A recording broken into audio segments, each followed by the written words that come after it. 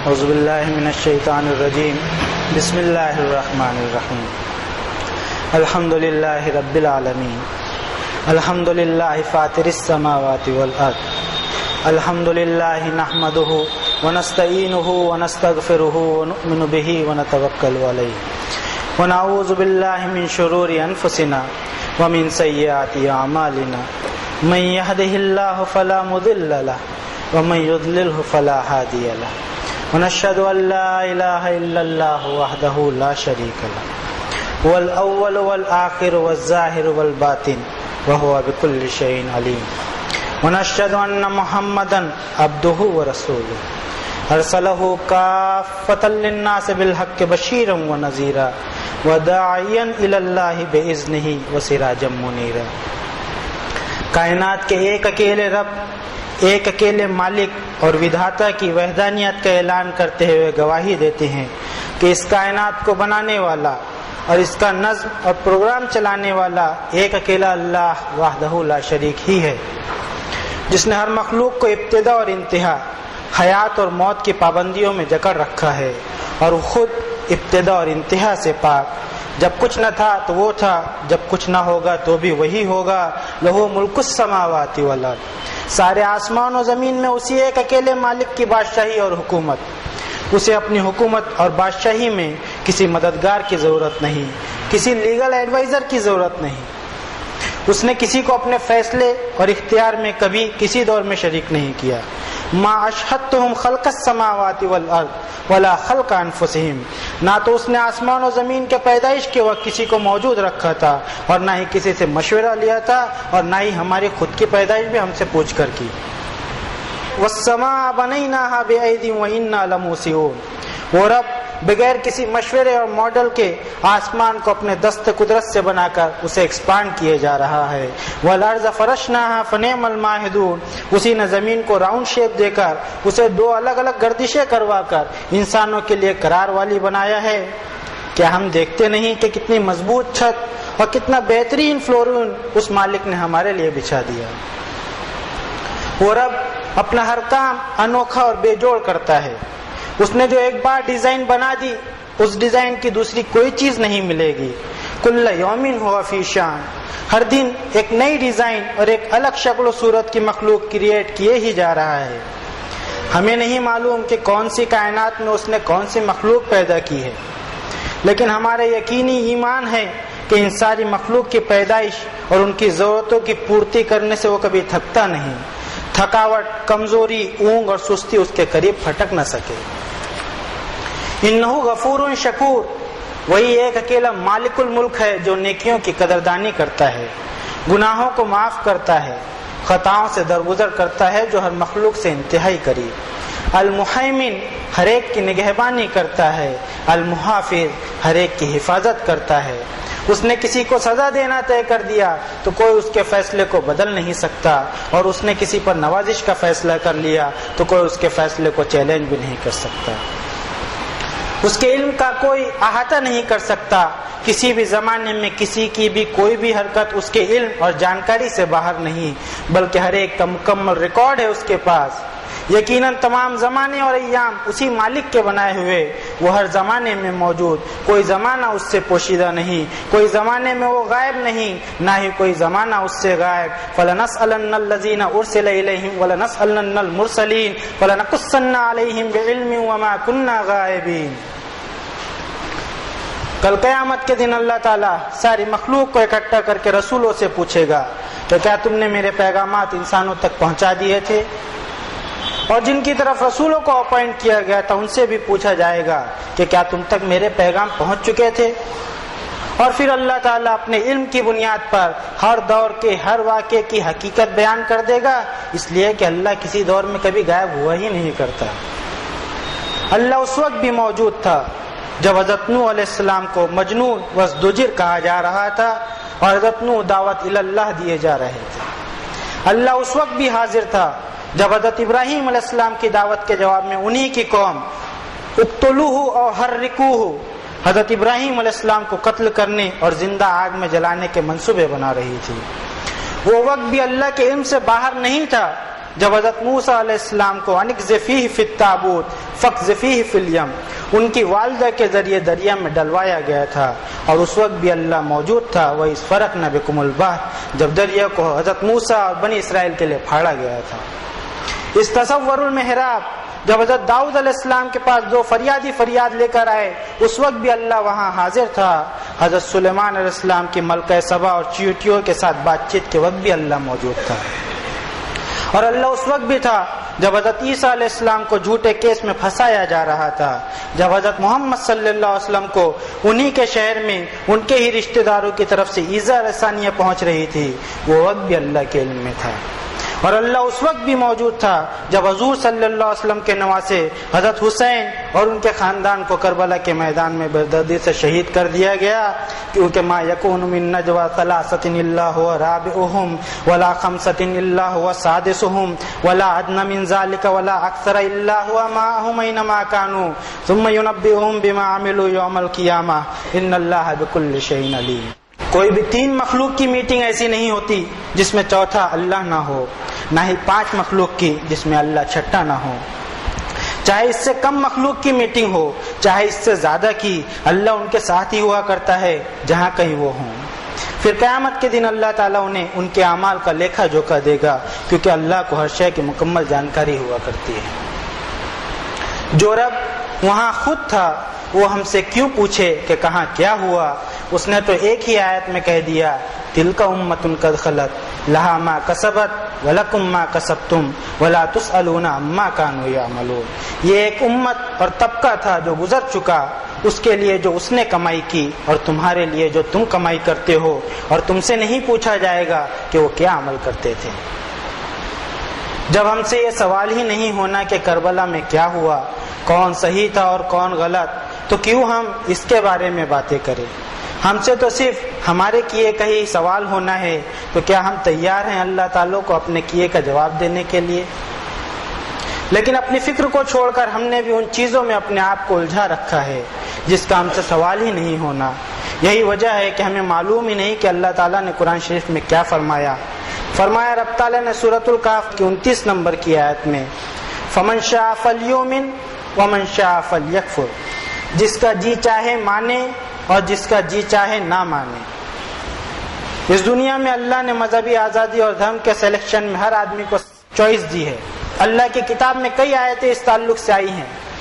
یہ اللہ کی پالیسی ہے، اور جو بھی اس پالیسی کے خلاف دنیا کو چلانے کی کوشش کرے گا دنیا میں فساد پھیلانے کا باعث بنے گا۔ اللہ کی کتاب میں کئی آیتیں آئی ہیں، چند ایک کا تذکرہ یہاں کرنا چاہتے ہیں۔ فرمایا سورۃ البقرہ کی 256 نمبر کی آیت میں، لا اکراہ فی الدین، دین کے معاملے میں کسی پر کوئی زبردستی نہیں۔ سورہ یونس کی 99 نمبر کی آیت میں فرمایا، وَلَوْ شَاءَ رَبُّكَ لَآمَنَ مَنْ فِي الْأَرْضِ كُلُّهُمْ جَمِيعًا أَفَأَنْتَ تُكْرِهُ النَّاسَ حَتَّى يَكُونُوا مُؤْمِنِينَ، اور اگر تیرا رب چاہتا تو زمین میں وسنے والا ہر ایک مومن ہو جاتا۔ یہ اللہ کی پالیسی ہے ہی نہیں، تو کیا تو انسانوں پر زبردستی ایمان کو تھوپے گا؟ اس دنیا میں کبھی ایک مذہب اور ایک دھرم نہیں رہے گا۔ حضرت آدم علیہ السلام سے لے کر آج تک کی پوری مذہبی ہسٹری رب تعالیٰ نے اپنی آخری کتاب میں واضح طور سے بیان کر دی ہے۔ ہم یہاں صرف ان آیتوں کا نمبر دے رہے ہیں جسے آپ اپنے گھر جا کر خود ہی دیکھ سکتے ہیں۔ سورۃ البقرہ 2 نمبر کی سورت کی 213 نمبر کی آیت، اور سورہ ہود 11 نمبر کی سورت کی 118 نمبر کی آیت۔ مذہب ایک انسان کا پرسنل معاملہ ہے۔ مذہب اور دھرم کو جب بھی بلاگ اور کنوے کرنے سے آگے کا ایشو بنایا جائے گا تو انسانی خون بہے گا۔ علیک البلاغ وعلینا الحساب، اے نبی تم پر تو صرف پیغام کو پہنچا دینے کی ذمہ داری ہے، لوگوں کا محاسبہ کرنا تمہارا کام نہیں۔ فذکر انما انت مذکر لست علیہم بمسیطر، اے نبی تم تو صرف نصیحت کر دو، تمہارا کام صرف نصیحت کرنا ہے، تم ان پر زبردستی نہیں کر سکتے۔ اس دنیا کی تاریخ گواہ ہے کہ انسانیت کا جتنا خون مذہب کے نام پر بہا ہے کسی اور ایشو پر اتنا نہیں بہا۔ اس دنیا کا سب سے پہلا قتل ہی ایک مذہبی ایشو پر، قربانی کے قبول ہونے یا نہ ہونے پر بہا ہے۔ اس دنیا کی تاریخ اپنے ہی جیسے دوسرے انسانوں کے خون سے رنگین دکھائی دیتی ہے۔ مذہبی اختلافات کو برداشت نہ کرنے والے اپنے ہی مذہب کے لوگوں کو عقیدوں اور فرقوں کی بنیاد پر قتل کرتے پھریں گے۔ ایک دوسرے کی مسجدوں میں بم پھینکتے رہیں گے، ایک دوسرے کا گلا کاٹتے رہیں گے۔ اس کے برخلاف اللہ کی کتاب میں اختلافات کو قیامت آنے تک پینڈنگ چھوڑنے کا حکم دیا گیا ہے، مگر اللہ کی کتاب سے دین کی عمارت بلند کرنے کی بجائے مختلف مسلکوں کی بنیادوں پر دین کی تعمیر کی گئی، جبکہ ہر دور میں ہر نبی اور رسول پر اور ان پر نازل کی گئی کتابوں میں ایک انسان کا رشتہ دوسرے انسان سے حضرت آدم علیہ بتایا گیا ہے۔ فرمایا رب تعالیٰ نے اپنی آخری آکاشی وانی کی 49 نمبر کی سورت کے 13 نمبر کی آیت میں، یا ایھا الناس انا خلقناکم من ذکر و انثی وجعلناکم شعوبا وقبائل لتعارفوا ان اکرمکم عند اللہ اتقاکم ان اللہ علیم خبیر۔ ایک انسان کا دوسرے انسان سے پہلا رشتہ ہی حضرت آدم علیہ السلام والا انسانیت والا رشتہ ہے۔ جب بھی اس رشتے کو بھلایا جائے گا انسانی خون بہے گا۔ اس دنیا کے مالک نے ہم انسانوں کے مختلف رنگ اور نسل بنائے، اسے کبھی ایشو نہیں بنانا چاہیے۔ ہر انسان حضرت آدم کی اولاد ہے، اس رشتے سے وہ ہمارا بھائی ہوا۔ کیا کوئی انسان کسی دوسرے انسان کے جسم کی بے حرمتی کرے، اس کے جسمانی اعضاء باڈی پارٹس کو نقصان پہنچائے، حتیٰ کہ اسے قتل کر ڈالے، کیا اس کا کوئی نوٹس ہمارا مالک نہیں لے گا؟ نہیں، بلکہ ہمارے مالک نے تو فرمایا ہے انہ من قتل نفسا بغیر نفس او فساد فی الارض فکأنما قتل الناس جميعا۔ بے شک جو قتل کرے کسی جان کا یا فساد برپا کرے، ڈسٹرب کرے زمین کے امن کو، تو اس کا گناہ ایسا کہ گویا اس نے سارے انسانوں کا، ساری مانوتا کا قتل کر ڈالا۔ ہر آسمانی کتاب میں ایک انسانی جان کی عظمت کا تذکرہ ملے گا ہی، لیکن حاملین کتاب کی بھی یہ ٹریجڈی رہی کہ انہوں نے اللہ کی کتاب کو اپنی پیٹھ کے پیچھے ڈالا اور اپنے بڑوں کی لکھی کتابوں پر بضد اور اڑے رہے، اپنے کلچر اور اپنی تہذیب پر اتراتے رہے۔ اللہ کے نام سے ایسی باتیں چلا دی گئیں جس کا کسی کو کوئی حق نہیں۔ مذہب کے نام پر انسانوں کو بانٹا گیا اور بانٹنے کا سلسلہ ایسا چلا کہ ایک ہی مذہب میں کئی ذیلی مسلک اور جماعتیں پیدا ہو گئی، اور ہر مسلک اور جماعت والا اپنے علاوہ ہر ایک کو کافر اور مشرک بھی کہتا رہا، اور اس میں اتنی شدت پیدا ہو گئی ہے کہ ایک دوسرے کا خون بہانا ثواب سمجھا جاتا ہے۔ ان حالات میں ہم جیسے ایک عام انسان کے لیے سب سے بڑا سوال یہ ہے کہ ہم مومن اور مسلم کسے سمجھیں۔ اللہ کا شکر ہے کہ اس نے آخری کتاب ہدایت القرآن کی حفاظت کا ذمہ خود لیا ہے۔ اس کتاب میں اگر مسلم اور مومن کی تاریخ پوچھی جائے تو ہمیں جواب ملتا ہے وَلَا تَقُولُوا لِمَنْ أَلْقَى إِلَيْكُمُ السَّلَامَ لَسْتَ مُؤْمِنًا، اور جس شخص نے تمہیں سلام کیا تم اس کے لیے ہرگز یہ مت کہنا کہ تم مومن نہیں۔ لیکن ہم بھی بہت اسمارٹ ہیں، اگر ہمارا کوئی عمل قرآن شریف سے ثابت نہیں ہو رہا تو ہمارے پاس روایت کے نام سے ایک وسیع میدان ضرور ہے۔ ہم ذرا خود سوچیں کہ جو بات اللہ تعالیٰ نے نہیں کہی وہ بات یا اس کے خلاف کوئی اور بات حضور صلی اللہ علیہ وسلم کیوں کریں گے؟ یا ہم یہ سمجھتے ہیں کہ نعوذ باللہ ثم نعوذ باللہ حضور صلی اللہ علیہ وسلم کو یہ آیتیں ہی نہیں معلوم وَلَوْ تَقَوَّلَ عَلَيْنَا بَعْضَ الْأَقَاوِيلِ لَأَخَذْنَا مِنْهُ بِالْيَمِينِ ثُمَّ لَقَطَعْنَا مِنْهُ الْوَتِينَ فَمَا مِنْكُمْ مِنْ أَحَدٍ عَنْهُ حَاجِزِينَ۔ سورۃ الحق کے 44 سے 47 تک کی ان آیتوں کے ترجمے کی ہمت ہم اپنے اندر نہیں پاتے۔ ہاں، لیکن قرآن شریف کی آیتوں سے ہی ہم نے رسول صلی اللہ علیہ وسلم کو پہچانا ہے، اس لیے ہمارا یقینی ایمان ہے کہ قرآن شریف کے علاوہ کے خلاف کوئی بھی لفظ آپ کی زبان مبارک سے ادا ہو ہی نہیں سکتا۔ ہم حدیث شریف سے ہی اللہ کے رسول کے ایک قول نقل کرتے ہیں، عن انس ابن مالک قال قال رسول اللہ صلی اللہ علیہ وسلم من صلی صلاتنا واستقبل قبلتنا واکل ذبیحتنا فذلك المسلم الذي له ذمة الله وذمة رسول الله فلا تغفر الله في ذمته او كما قال النبي صلی اللہ علیہ وسلم۔ حضرت انس بن مالک کہتے ہیں کہ رسول صلی اللہ علیہ وسلم نے ارشاد فرمایا، جو شخص ہمارے جیسی نماز پڑھے، ہمارے قبلے کی طرف رخ کرے اور ہمارے ذبیحوں کو کھائے وہ مسلم ہے۔ اللہ اور اس کے رسول کے عہد و امان میں ہیں، لہذا جو اللہ کے عہد و امان میں ہیں تو تم اس عہد و امان کو مت توڑو۔ یہاں کسی کا دماغ چلتا ہے کہ نماز تو ہر ایک الگ الگ طریقے سے ادا کرتا ہے، کوئی یہاں ہاتھ باندھتا ہے، کوئی یہاں ہاتھ باندھتا ہے، تو کوئی ہاتھ ہی نہیں باندھتا، اس لیے فلاں اور فلاں غلط ہے۔ دراصل یہاں نماز کے طریقے کی بات نہیں، بلکہ آپ دیکھیں گے کہ ساری دنیا میں فرض نمازوں کی تعداد ایک ہی ہوا کرتی ہے، ہر جگہ ایک رکوع اور 2 سجدے ہی کیے جاتے ہیں، پہلے رکوع اور بعد میں ہی سجدہ کیا جاتا ہے، کیا یہ سب ہمارے لیے کافی نہیں؟ اس کے علاوہ کسی کا ایمان جانچنا ہمارا کام ہی نہیں ہے، ہم تو یہ دیکھتے رہے کہ ہم میں کتنا ایمان ہے۔ آئیے اب دیکھتے ہیں کہ کسی مومن اور مسلم کو قتل کرنے کی سزا اللہ نے اپنی کتاب میں کیا بتائی ہے۔ سورۃ النساء 4 نمبر کی سورت کی 93 نمبر 93 نمبر کی آیت میں رب تعالیٰ نے فرمایا وَمَن يَقْتُلْ مُؤْمِنًا مُتَعَمِّدًا فَجَزَاؤُهُ جَهَنَّمُ خَالِدًا فِيهَا وَغَضِبَ اللَّهُ عَلَيْهِ وَلَعَانَهُ وَأَعَدَّ لَهُ عَذَابًا عَظِيمًا، اور جو کوئی بھی کسی مومن کا جان بوجھ کر ارادتاً قتل کر دے تو اس کی سزا جہنم ہی ہو سکتی ہے، وہ اس جہنم میں ہمیشہ ہمیشہ رہے گا، غضبناک ہوا اللہ اس پر، اللہ نے لعنت کی اس پر، اور اللہ نے اس کے لیے بڑا عذاب تیار کر رکھا ہے۔ آپ صلی اللہ علیہ وسلم نے بھی اس گناہ کی گمبھیرتا اور اس سے بچنے کی طرف ان الفاظ میں دھیان دلایا۔ عن ابی بکرہ رضی اللہ تعالی عنہ قال انی سمعت رسول اللہ یقول اذا تواجہ المسلمان بسیفہما فالقاتل والمقتول فی النار، قال فقلت او قیل یا رسول اللہ ھذا القاتل فما بال المقتول، قال انه قد اراد قتل صاحبه او كما قال النبي صلی اللہ علیہ وسلم۔ حضرت ابو بکر رضی اللہ تعالی عنہ سے روایت ہے کہ میں نے رسول صلی اللہ علیہ وسلم کو ارشاد فرماتے سنا، جب 2 مسلمان ایک دوسرے پر ہتھیار اٹھائیں تو مارنے والا اور جو مر جائے دونوں جہنم میں جائیں گے۔ میں نے کسی اور نے عرض کیا یا رسول اللہ صلی اللہ علیہ وسلم، قاتل تو جہنم میں جائے گا لیکن مقتول کیوں جائے گا؟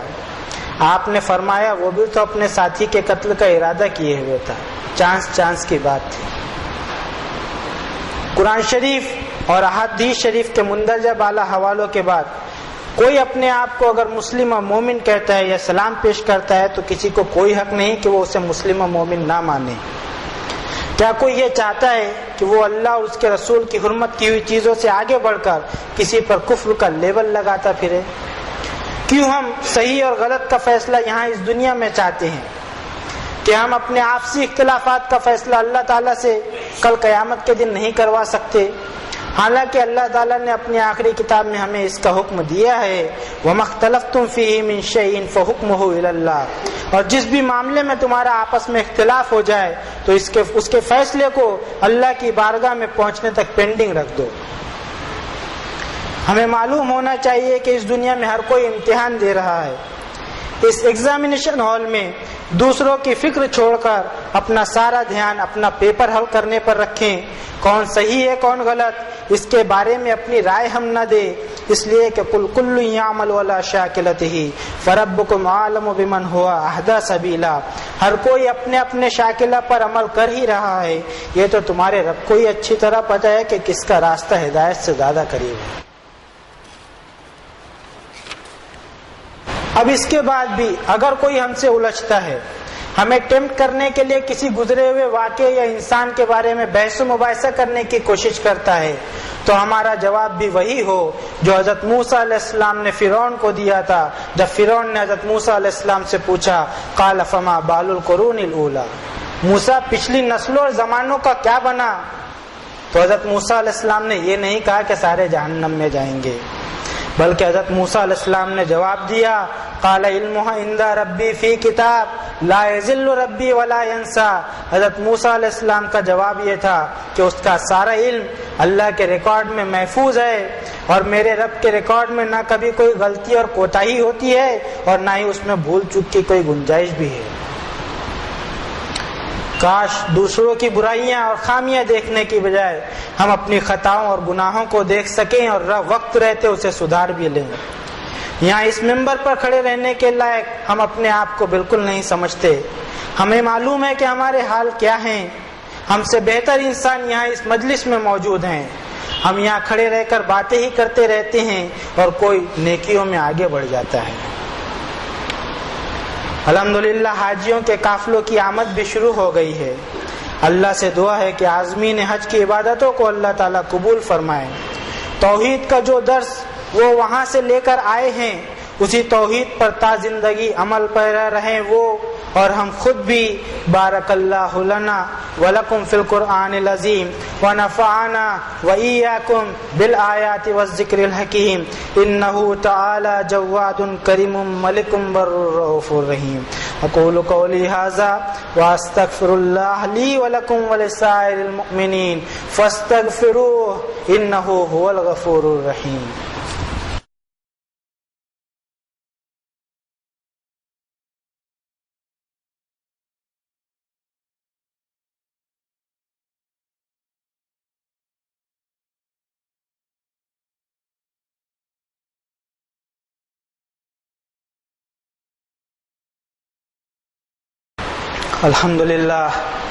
الحمدللہ وحدہ والصلاة والسلام علی من لا نبی بعدہ. اما بعد فقال اللہ تعالی فی القرآن العظیم فاعوذ باللہ من الشیطان الرجیم بسم اللہ الرحمن الرحیم. ان اللہ وملائکتہ یصلون علی النبی یا ایھا الذین آمنوا صلوا علیہ وسلموا تسلیما. اللہم صل علی محمد النبی الامی الذی جاء بالہدی والفرقان وصل علی جمیع الانبیاء والمرسلین وعلی الملائکۃ المقربین وعلی اصحاب رسول اللہ صلی اللہ علیہ وسلم وعلی ازواج رسول اللہ صلی اللہ علیہ وسلم وعلی اہل بیت رسول اللہ صلی اللہ علیہ وسلم وعلی جمیع المؤمنین والمؤمنات والمسلمین والمسلمات الاحیاء منهم والاموات. اللہم انک انت السمیع المستجیب الدعوات. ربنا اننا آمنا فاغفر لنا ذنوبنا وکفر عنا سیئاتنا وتوفنا مع الابرار. فاطر السماوات والارض انت ولی فی الدنیا والآخرہ توفنی مسلما والحقنی بالصالحین. ربنا لا تزغ قلوبنا بعد اذ ہدیتنا وہب لنا من لدنک رحمہ انک انت الوہاب. ربنا آتنا ما وعدتنا على رسلك ولا تخزنا يوم القيامة إنك لا تخلف الميعاد. اللهم أرنا الحق حقا وارزقنا اتباعه وأرنا الباطل باطلا وارزقنا اجتنابه. اللهم أرنا الأشياء كما هي. اللهم هين علينا سكرات الموت. اللهم حاسبنا حسابا يسيرا. رب اغفر وارحم وأنت خير الراحمين. رب اغفر لي ولوالدي وللمؤمنين يوم يقوم الحساب. ربنا اصرف عنا عذاب جهنم إن عذابها كان غراما إنها ساءت مستقرا ومقاما. ربنا تقبل منا إنك أنت السميع العليم وتب علينا إنك أنت التواب الرحيم برحمتك يا أرحم الراحمين. عباد الله اتقوا الله رحمني ورحمكم الله. ان الله يأمر بالعدل والإحسان وإيتاء ذي القربى وينهى عن الفحشاء والمنكر والبغي يعظكم لعلكم تذكرون. واذكروا الله العلي العظيم يذكركم ولذكر الله أكبر والله يعلم ما تصنعون.